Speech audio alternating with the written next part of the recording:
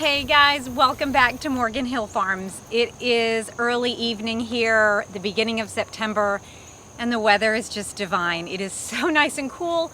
We are in the high 70s this week, so I'm really excited. I hope you guys are as excited for fall as I am. I mentioned in a couple videos ago that the fall garden is a totally different beast than the summer garden. It's so much more relaxing, it's so much more enjoyable, and you have so much time to do other things like maybe learning how to make things, learning how to cook different things, and so it's just really nice to have that time of year to kind of recoup and get ready again for the next summer season. But I wanted to come on today because there's something that I have been seeing recently, and it's really kind of infuriating, to put it mildly. I recently became aware that there are supposed Venezuelan migrant gangs that are taking over apartment complexes. So the most notable one is in Aurora, Colorado. And what had happened was you had residents that were calling the police department, telling them that they were seeing these migrants in the stairwells, walking around with weapons and all of these things. And the people even had video footage of it. And this had been going on for a little while. But the funny thing is that the city, as well as the police department, denied these claims. They said that they went out, they checked these things, and no such claims, nothing was found, people weren't found, weapons weren't found, until things started to get out on the internet. You even had major news organizations, like nationwide news organizations, denying these claims.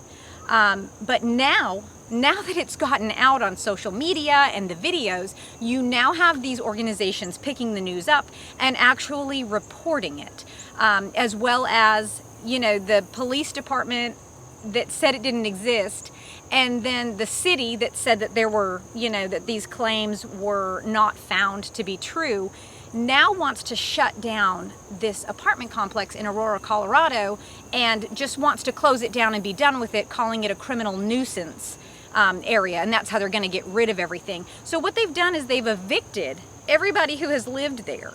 Okay, so you have all of the residents that have now been evicted. Okay, get out. We don't care where you're going. We don't care if you need, next month's rent, security deposit. We don't care what you need to get into your next apartment. We just want you out. So, and this, I believe, happens to be a lower income area. So to just kick these people out of their homes with no place to go, one, is reprehensible. The second thing is that the people are gone, the residents are gone, but the gang is still there. And let me tell you a little bit about this gang. It is the largest criminal organization in Venezuela. And it's not just a gang, it's a prison gang. And it has over 5,000 members. The head of their organization is in a prison in Venezuela because that is where their leader is. He's currently incarcerated in Venezuela. And it's just staggering to me to find out all of this information. And this gang used to be just in Venezuela, but because now of the refugee situation, it has spread to the United States. Okay, so we have that first incident in Colorado where they denied it and then finally came out and said, yes, it's actually happening. And so now there's reports of it happening in Chicago. So the police got a report that there were 32 armed Venezuelan migrants in the stairwells and in the parking lot of this apartment complex. So supposedly they went out to investigate, and a local news organization there said that they got information from an unnamed source that there were no migrants found and that there were no weapons found. And this, I guess, came in on a 911 call to the Chicago Police Department. And I've since heard of something happening in Texas along these same lines. And it's just crazy. The whole illegal immigrant thing really just hurts me because it just hurts America. You have a huge amount of people coming into this country that are criminals. You have prisons that have released their prisoners, and they don't want them in their country, so they're sending them to America. We have essentially no screening here. I mean, if you come and say that you're a refugee, seeking asylum, they just let you in and give you a court date.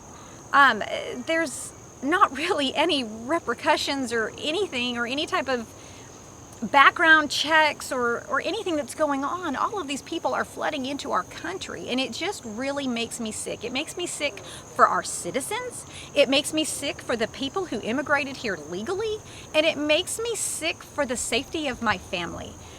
You know, we've all heard the stories of the little 12-year-old girl in Texas. How sad is that? And then we hear the stories of the college girl in Georgia. All of these people were, you know,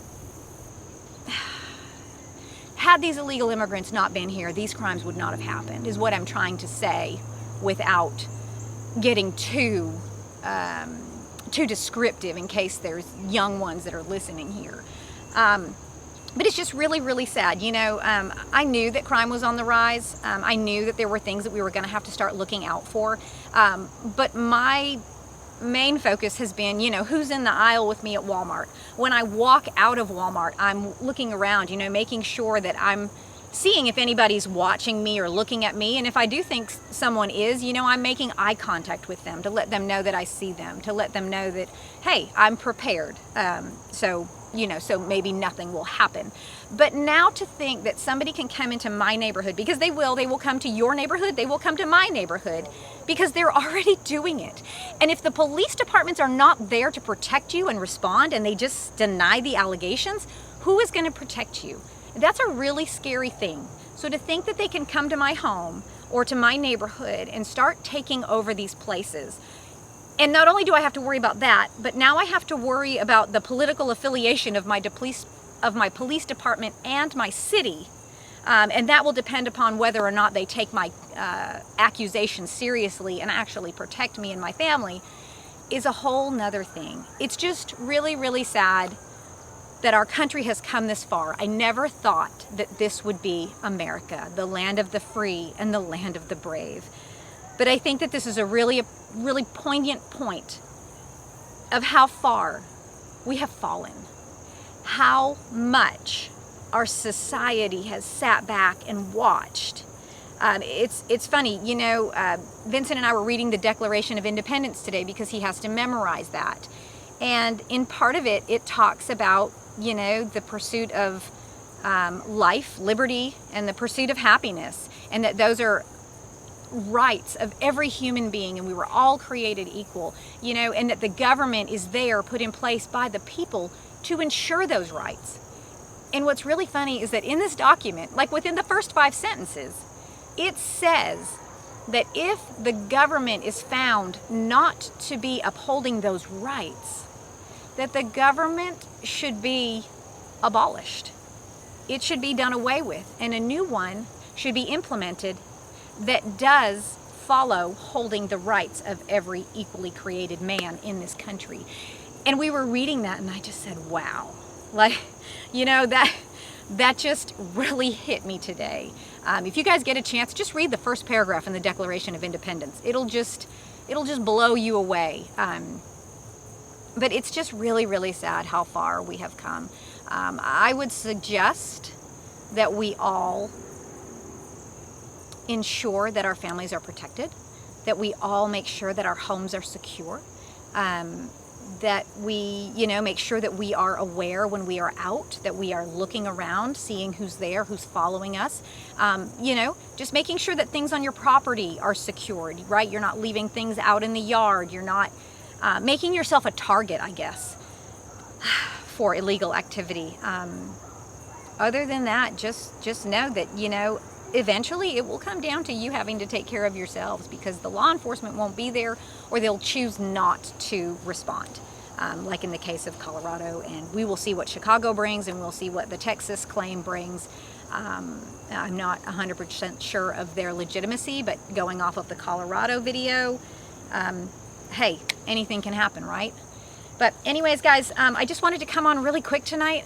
That's just something that was just really, really upsetting me recently, and I wanted to share that with you. And I want you guys to be safe. I want you to keep preparing. I want you guys to stay motivated, and I want you guys just to be aware. Protect yourselves, protect your children, protect your families, guys. Thank you guys so much for hanging out with me today. I hope you have a great rest of your evening.